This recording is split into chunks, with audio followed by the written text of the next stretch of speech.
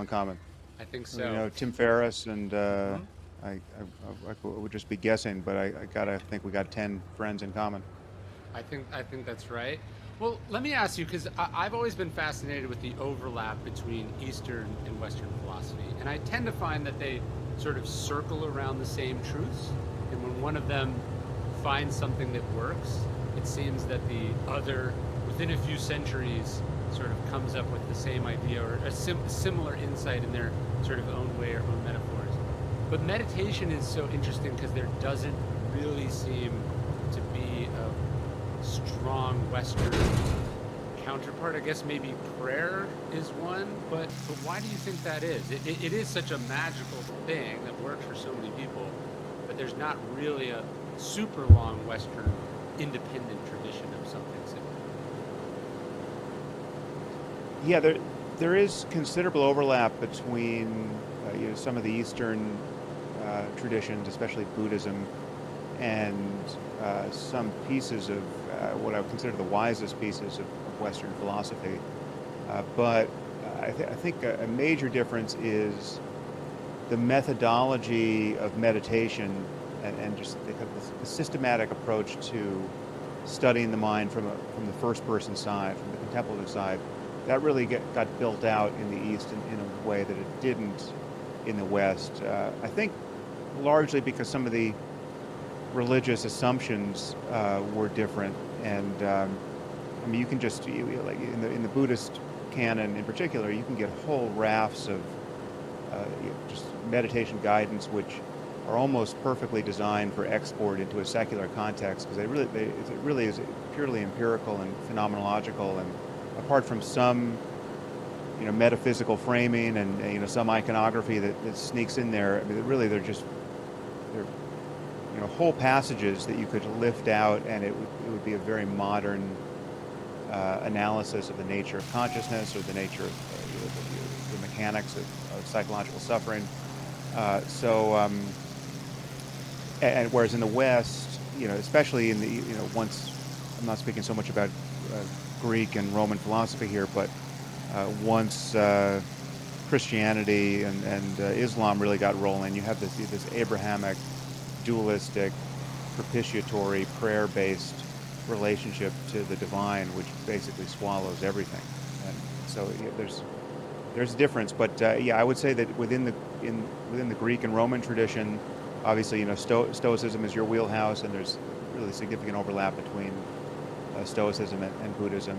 And but prior to that, I would say that Greek skepticism has a lot of wisdom to share on just kind of bracketing our moment-to-moment experience with a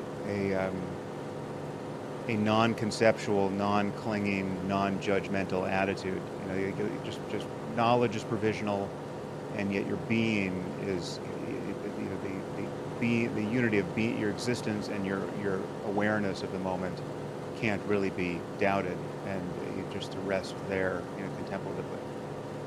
Yeah, there's a line. Is it Flaubert or Proust where he says, between Cicero and Marcus Aurelius, when the gods had ceased to be and the Christ had not yet come, man stood alone in the universe. Now his timeline's not strictly true. That's not really how it all lines up exactly. But it does strike me there is a moment there, sort of when the Greeks lead into the Romans, where the old system is falling apart, but the sort of monotheistic Christian God has um, not sort of fully come to dominance, that there was an opportunity in Western philosophy to chance upon some of the same ideas in Eastern philosophy that we're talking about, the sort of secular, sort of singular, the idea of stillness and emptiness and clarity. It's like the Stoics and some of the other philosophers, they're dancing around it, but they don't seem to ever settle on the idea that you can sit there and clear your mind, focus very intently on a singular idea, um, and that in and of itself is kind of a spiritual and philosophical pursuit. There's some irony in that Marcus Aurelius' book is called Meditations, but he's not doing any meditating in the sense that we understand it now. Right. Yeah. Yeah, I think it all turns on the nature of the self, or the illusoriness of the self, and just what it is, what's there to be discovered if you pay sufficient attention to what it's Yeah. like to be, what it's like to be you moment to moment.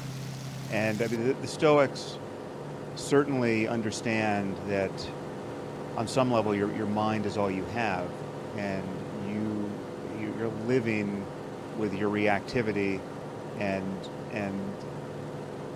uh, the difference between happiness and suffering is almost entirely a matter of understanding that process and relinquishing your, your unnecessary suffering, which really is just self-imposed, the way you're reacting to experience, and the way you're framing it conceptually, the way you're attributing to the world so much power to move you around emotionally.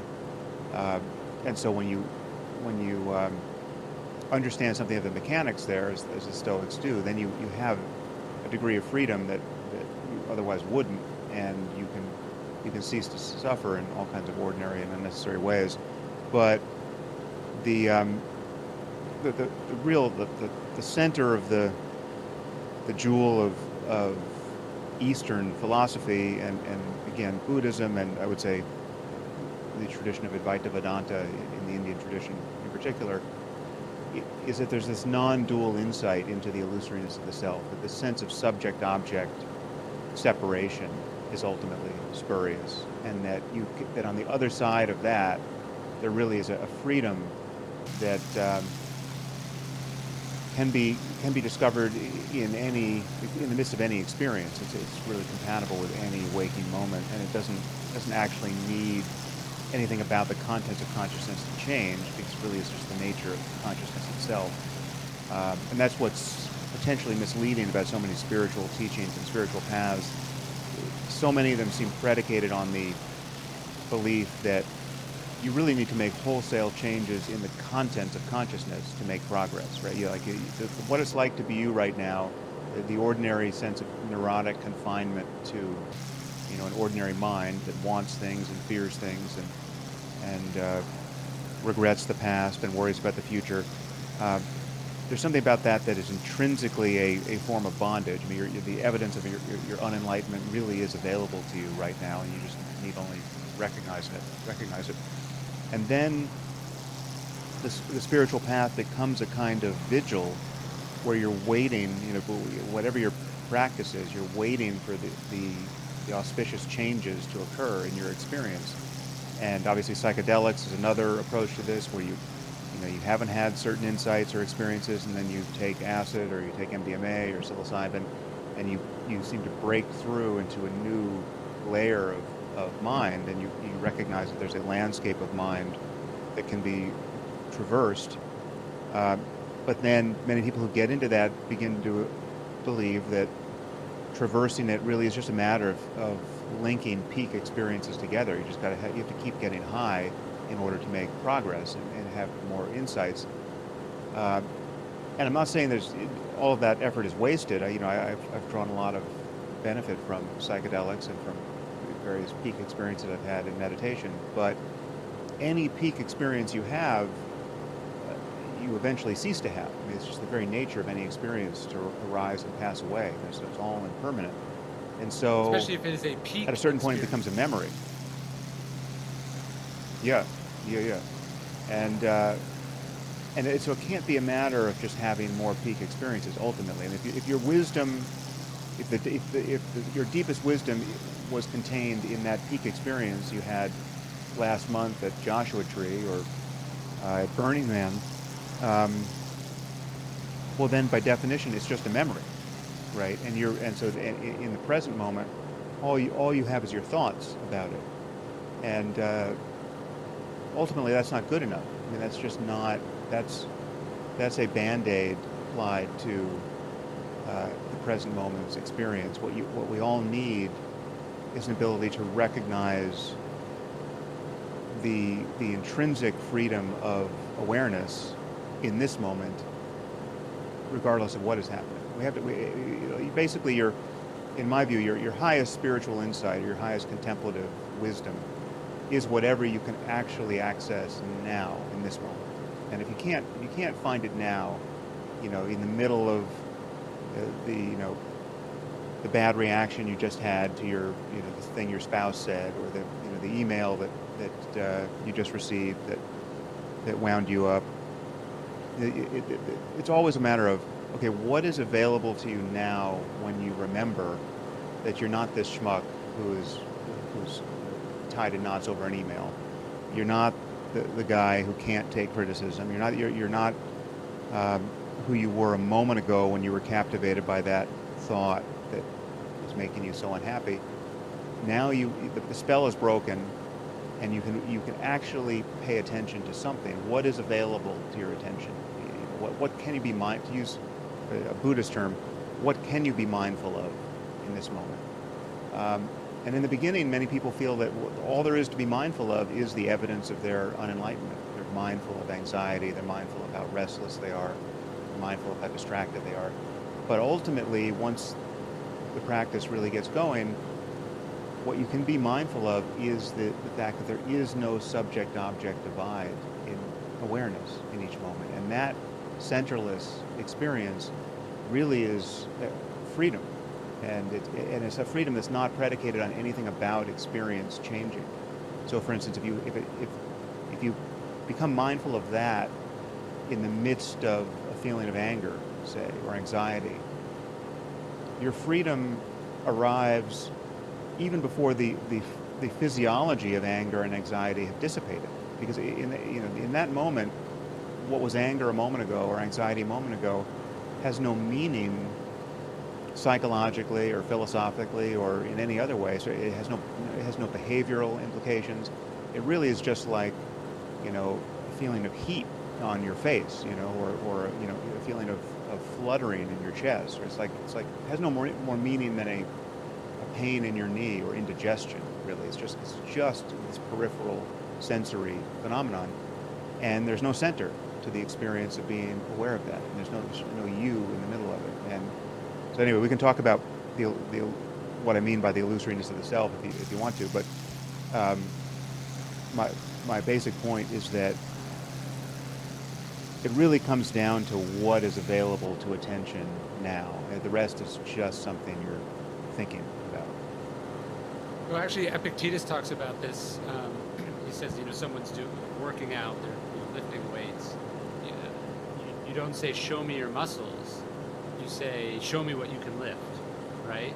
And so, as far as your insights go, or your breakthroughs go, or your discoveries go, or the philosophy you studied goes, that's great. But what matters, and I would agree with what you're saying, what matters is what you can do in the present moment. What matters is what you can do in moments big and small in your actual life. You're not enlightened if you can't be happy doing the dishes. You're not wise if you can't see through the noise that's happening around you. If you can't be a good and decent ordinary person in ordinary circumstances. Yeah. I would add though that people shouldn't expect that these ordinary contractions into negative states of mind won't keep occurring. Sure. It's just that the crucial difference between freedom and bondage is how quickly you can wake up from them, and what waking and whether you can really wake up from them. So it's the half-life of these emotions. So, I constantly get angry or anxious or impatient, or there's no Sure. negative emotion that is fundamentally foreign to me now. But the truth is, none of these states, they've all begun to function like mindfulness alarms for me, right? So it's a very punctate experience. It becomes like a salience signal, where something makes you angry, and you orient to it in the world. Maybe these emotions contain information, right? There's very often something has just happened that has jumped out of the background of ambient noise, and it's either worth paying attention to or not. It either requires a response or not. But anger and anxiety and these other negative emotions are almost never the right state to be in to marshal that response, right? You want a cooler head to actually act in the world.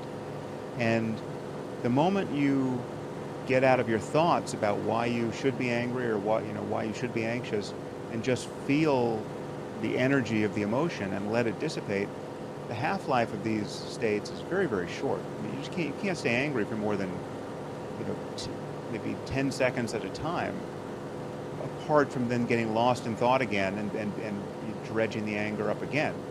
And so it really isn't in how quickly you recover and let it dissipate, and not have your subsequent thoughts and actions contaminated by that initial reaction.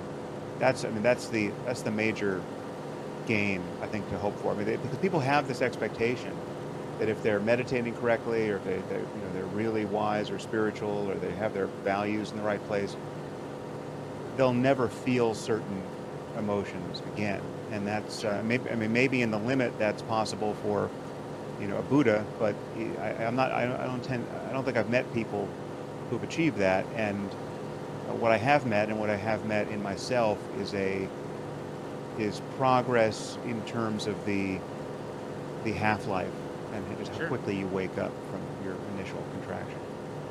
Yeah, in meditations, Marx really says, when you're jarred unavoidably by circumstances, what you have to try to do is gather yourself, and he says, come back to the rhythm.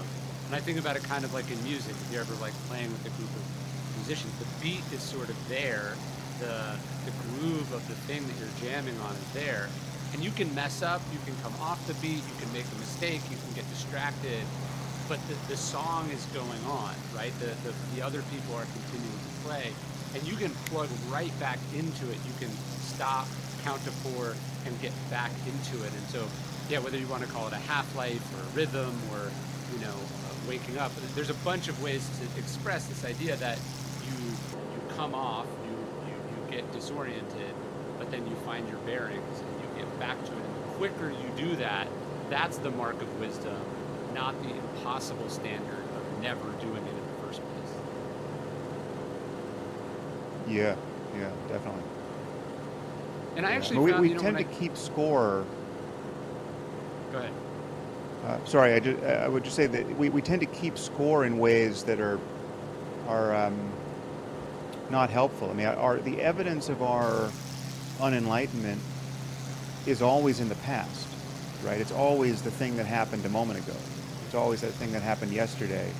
It's actually not findable in the present if you really pay attention. And so it's like we're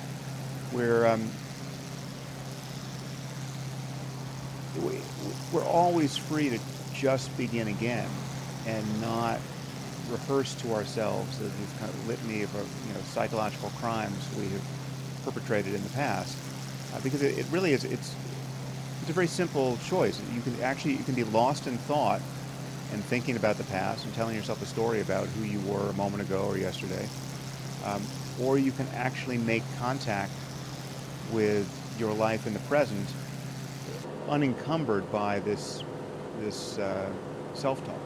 And I'm not saying you need to block thoughts, because thoughts are going to continually arise, but you need to recognize them as further appearances in consciousness.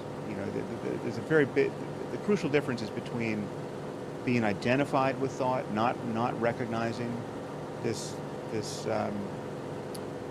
appearances. I mean, it's usually auditory or visual or some combination of the two, where it's very strange that most of us most of the time feel identical to our thoughts. We feel identical to a voice in our heads. We feel identical to the stream of images. And yet these are just appearances that can be witnessed from a prior condition of just being aware of them. I mean, they're arising in this condition that we call consciousness or awareness.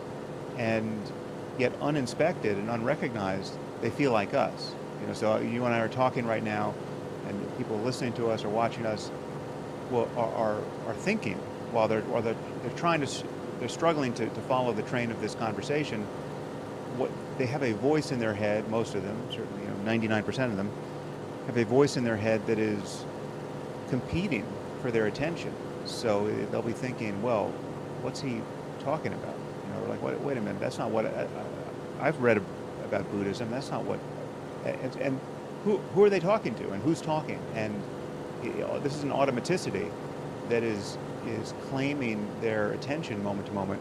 But more important, it actually it feels like I. It feels like me. It feels like it defines a center, a subject, in the midst of experience, in addition to experience. It seems like there's a thinker in addition to the flow of thought. And when you really look, you find that there isn't, and you discover that the self, the sense of I in the middle of experience, is what it feels like to be lost in thought without knowing it. And so that really, the spell that continually has to be broken by meditation is this continuous habit of being distracted by and identified with thought. I want to go back to psychedelics for a second because it connects to something you're talking about, this everydayness and what you do. There's something that's bothered me about, and I'm not a psychedelics person, but I don't have a strong opinion about it, I guess, but there's something that's bothered me about calling that the work, right? Calling doing psychedelics the work. When the reality is the work is what we're talking about here. The work is the thing happens. You get cut off in traffic. You're thinking about what other people are thinking about you. Tempted between right and wrong. Like the work, that's the work, right? Having the peak insight in an experience or reading about it in a philosophy book or listening to a podcast. I mean, I guess that's not work, but it's not the work, right? Like the work is the choices and actions you take in your life. And I guess as someone who cares about the meaning of words, that seems like a wrong way to think about it. When you say you're not a psychedelics person, have you ever taken any of these compounds or not? No. I guess I've found too, maybe this is more biased for me, but I have yet to hear of an experience from a person doing psychedelics that I have not found in literally every philosophy text. You know what I mean? I haven't been that blown away by the insights. I am willing to concede there's a difference between being told something and feeling it. So I respect the people coming away with the wowness of what they got. But some of the insights I hear just seem so pedestrian or basic to me that I haven't been compelled to plunge into that world. Yeah. Well, the greatest utility for me was in the beginning, and this is admittedly something that not everyone needs, but I think I needed it. I mean, so it's hard to know what would have happened without psychedelics in my case, but when I was 18, I took MDMA for the first time, and the breakthrough for me there was that it revealed to me in a very visceral way that my patterns of thinking and the quality of my attention had been radically limiting my experience in life. Like it had never occurred to me that it was possible to have a fundamentally different experience emotionally and socially and ethically. And I hadn't, I'm sure I had made some contact with philosophy at that point, at least in high school, but it hadn't really landed with me. I mean, I didn't see myself on any kind of path. It's very hard for me to even recall who I was then, but I was not a budding mystic or someone who even was interested in the nature of his own mind. I was an intellectual kid, but I was very anchored to conceptualizing everything, and I have no idea what I would have thought if you had suggested that I might want to try to meditate to be happier or to discover something about the nature of my mind. And I think if I had tried to meditate, I probably would have just bounced off the whole project because I wouldn't have had a natural aptitude for it. I wouldn't have suddenly gotten very concentrated and started to feel something interesting happening. So I would have looked inside and felt that there was nothing much to see.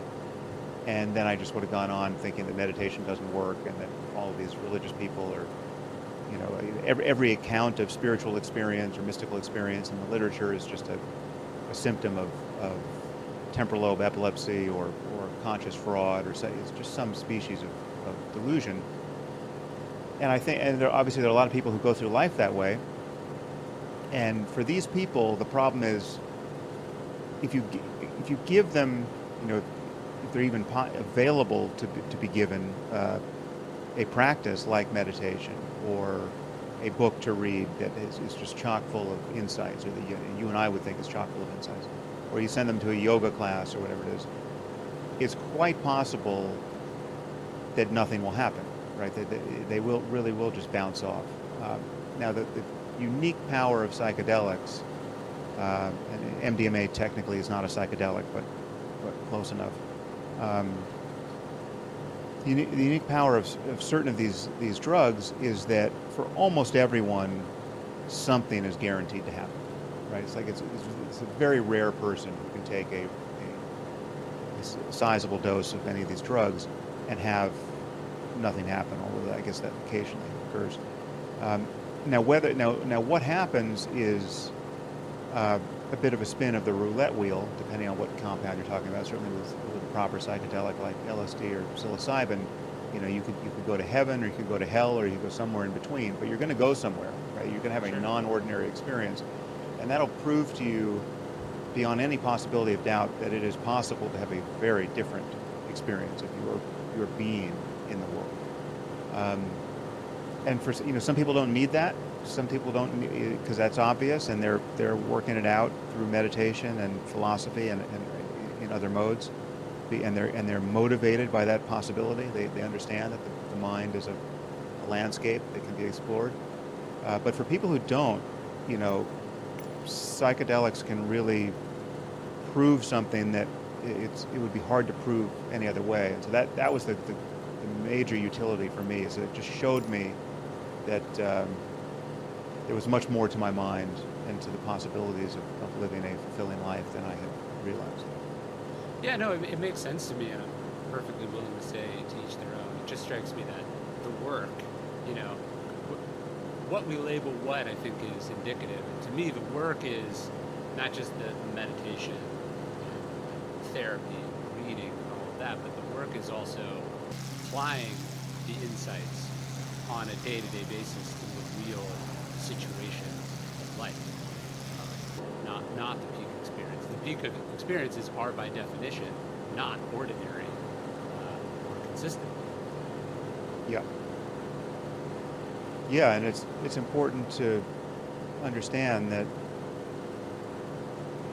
if there really is a way of being radically free in this life, you know, if there is some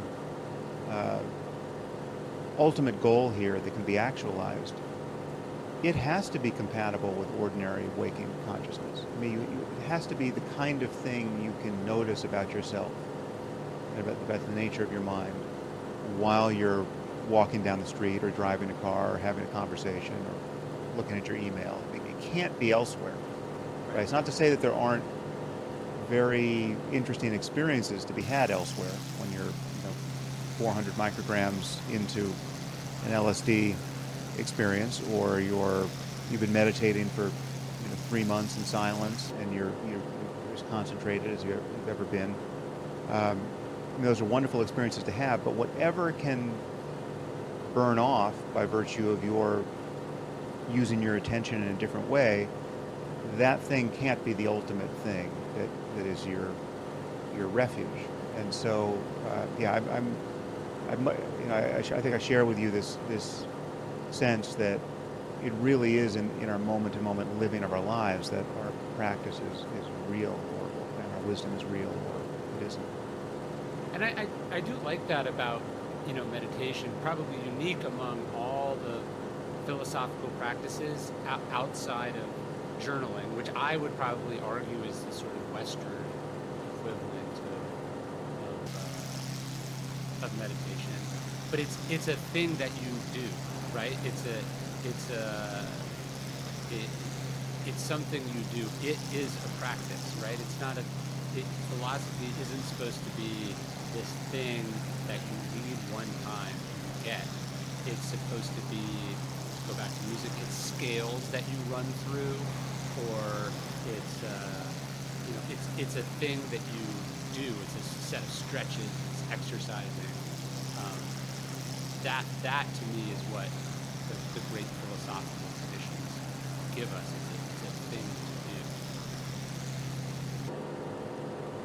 do. Yeah, although ultimately I would say it's a thing you cease to do, right? So in the beginning, meditation seems like a practice that you're adding to your life.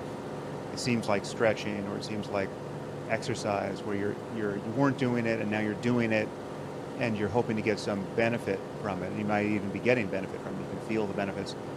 But ultimately, the kind of meditation that I teach over at Waking Up, and that I'm interested in, and there are other types of meditation, but mindfulness-based meditation, and ultimately non-dual mindfulness, is a matter of ceasing to be distracted by thought.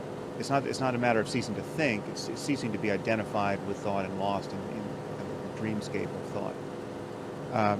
And so you're actually doing less rather than more. You're not strategically paying attention to something. Although in the beginning you might be, like the first exercise you might do is to pay attention to your breath, and then once you have some facility for coming back from being lost in thought and returning to the breath, and you know the difference between being lost in thought and actually paying attention to something, then you open it up to everything you're experiencing, sounds and sensations and thoughts and emotions. But ultimately, the change in you is in it's almost like a figure ground reversal, where you're like the thing that was seemed to be an artifice in the beginning is actually the ground of where you always already are, and you're sort of waking up and returning to what is already the case. And so it's not additive. Whereas there are practices that can seem, just by their very nature, additive. Like if you're doing a mantra-based practice, you're rehearsing a Sanskrit phrase in your head, and you're adding that, and then you could wonder, well, why am I adding that to my experience, and what does it mean, and is this something magical about Sanskrit? Why couldn't this be in some other language? And so there's a basis for doubt there. Ultimately, with mindfulness, you're not doing anything other than noticing what is happening all by itself. I mean, everything's arising all by itself. Thoughts, sensations.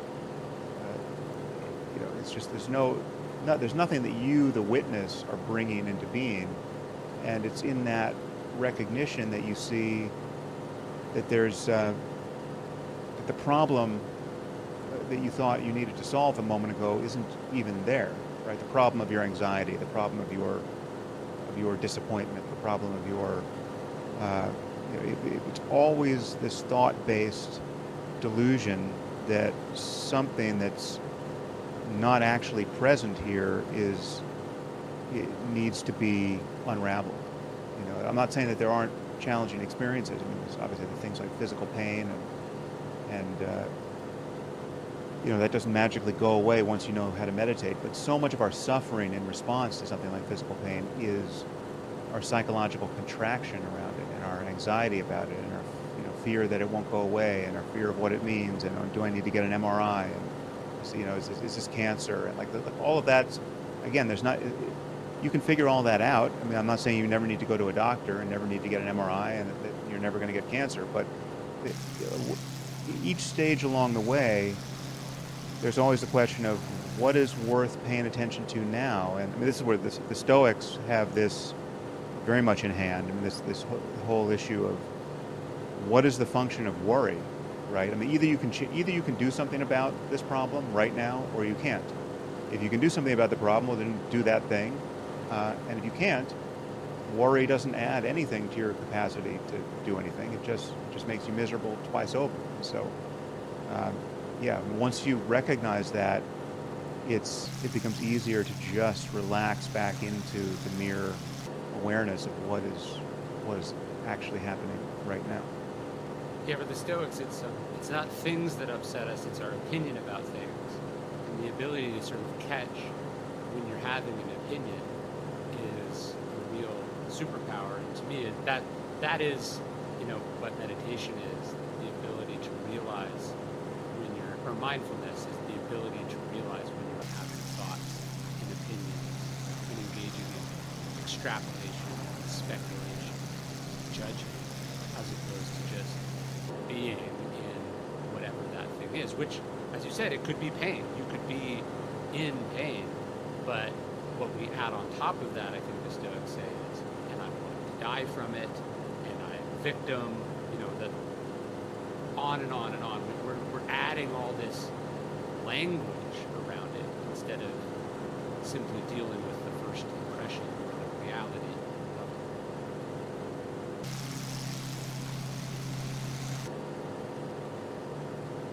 it. So I'm curious about the app, because it's something I think about too. I mean, it's great. I know so many people that rave about it.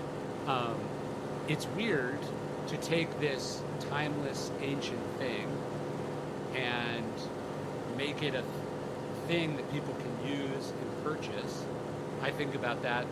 It's not that it's, I feel ethically challenged about it, but I do try to think about I think of myself as this steward of this thing that's been beneficial to me, and I put time and energy and work in it, and that's why I feel comfortable, selling it as a thing. But I really liked your idea that you charge for it and then you give it away for free to anyone who basically can't afford to pay for it. I've always found that really impressive about you. Yeah, that's been my approach with all my digital media. So my podcast is also a subscription podcast. I don't run ads on it. I just think there's really two priorities for me here. I mean, one is just from the media business side. I feel that we have suffered a race to the bottom in how we value digital media. I mean, the ad-based business model of the internet, I think, really screwed us, and never more so than on social media with things like Facebook, but really across the board, it has given everyone the sense that digital content should be free, right? It's like you shouldn't have to pay for anything that's digital, because the expectation is that all should be ad supported. And as I'm sure you've talked about elsewhere, this has created a really perverse set of incentives in our economy, where we just, people are being manipulated, their attention is being gamed in ways that are beneficial to companies but not beneficial to the person, and it becomes, we have built these various outrage machines that spread divisive and largely false content, and it's given an immense agency to liars and lunatics, and has made it very hard to make sense at scale. And we're various people are working to unravel that in various ways, and that's something I've talked about a fair amount on my podcast. But so I've always felt that the better model is a subscription model. That on some level you get what you pay for, and it's not an accident that Facebook and Twitter and these other platforms have fairly shattered society, and yet a service like Netflix can just show you good movies and good television, and you pay for it, and it's fine. So I would like a lot more of Netflix and a lot less of the Facebook, Twitter experience in general. But in addition, I feel that given the nature of the content, given that these practices and this kind of thinking is so life-changing for people, I've always felt an ethical responsibility to make it available to anyone who needs it, so that money is never the reason why someone can't get access to it. So really I'm doing something that from a business point of view, seems a little paradoxical. I mean, waking up is more expensive than other meditation apps, and I think it's probably, I think the price will probably go up in the future because I think again, the whole category has been unnaturally anchored to free, in the end. And I do want to build a very successful business that can do lots of cool things out in the world, and I want people to be paid well. And I've got, I give people, health insurance and dental insurance, and it's a company that's growing and all of that. But I never want money to be the reason why someone can't get access to it. So, and people just have to send us an email, and they get free access. And there were days, during COVID where 1,000 people a day would send that email. And we would, I've got a major customer service team. 95% of their effort is just dealing with free accounts. Right? So it's a wonderful thing to be able to do. It's a strange thing because I can't quite recommend this business model to other people. Like I do think that, for instance, if Netflix had my policy, I think Netflix would be destroyed. I think if Netflix said, "Listen, we never want money to be the reason why you can't watch our great shows and movies. So just send us an email if you want it for free." I think probably 100 million people would send that email because they would rather have Netflix for free, and there would be no Netflix. And so it's a very, I feel, frankly, I'm in an uncomfortable situation because I don't know what to recommend to other people. I really feel like it's a wonderfully ethical way to have a digital business. I feel great about it, but I just feel very lucky that it's working for us because it's very easy to envision a world where it wouldn't work, and I think it wouldn't work for certain other businesses.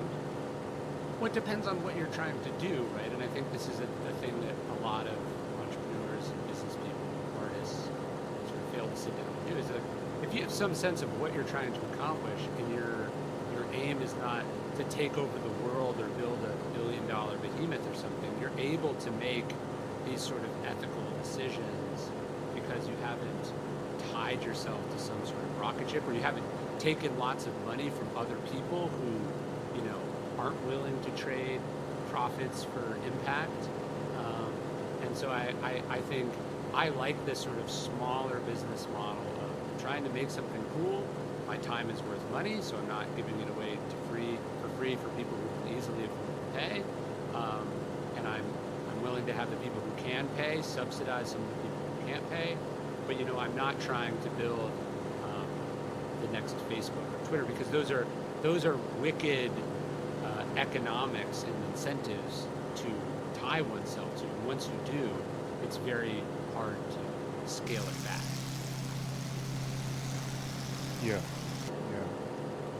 Yeah. No, it's the Wild West out there, as you know, in digital media, and everyone's just trying to figure it out. But I'm very happy to be out of the ad world, and I'm just very happy to have a relationship with my audience that allows for this kind of trust, right? And I do feel like the people who pay for my podcast and for waking up, in general, are happy to know that people who can't pay are getting subsidized by their subscriptions. I mean, it's not I don't think people feel foolish to pay when it's possible not to pay. I think people understand the spirit of this, and it just feels very good. And obviously I recognize that it's only digital media that really allows for this. You couldn't do this with physical books or something that didn't have essentially a zero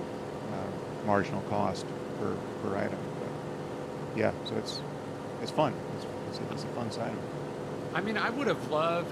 When I wrote my first book about sort of media and incentives in media in 2000. I was writing in 2011. It came out in 2012. I thought sort of subscriptions would be this kind of magical change in incentives that would make everything better.